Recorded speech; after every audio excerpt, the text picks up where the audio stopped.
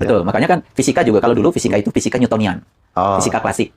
Nah, waktu Newton menemukan hukum-hukum fisika saat itu ya yang namanya materi ya materi aja gitu. Yang namanya gelombang gelombang aja. Dulu pelajaran materi dan gelombang dipisah, deterministik. Nah, begitu sekarang sudah ada pemahaman baru tentang dualitas gelombang partikel. Ternyata materi itu bisa bersifat gelombang loh, gitu, kalau diamati. Ya, gelombang juga bisa bersifat materi loh kalau diamati. Makanya ada namanya efek observer. Nah, ternyata sekarang orang sudah tidak lagi membedakan mana materi, mana gelombang, mana materi, mana energi. Ya, betul. Nah, pemikiran fisika ini sebetulnya, kalau bagi orang yang tajam nih, secara spiritual, itu bisa mengangkat kepada dimensi yang probabilistik. Makanya dulu fisika klasik itu deterministik.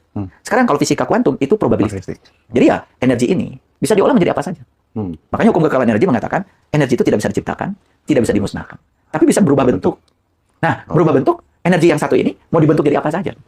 Siap. Kalau di Bandung kan ada namanya aci ya, Kang Novi. Aci, bisa jadi cireng, bisa jadi cilok, betul nggak? Bisa jadi bacil, ya, bisa jadi basreng.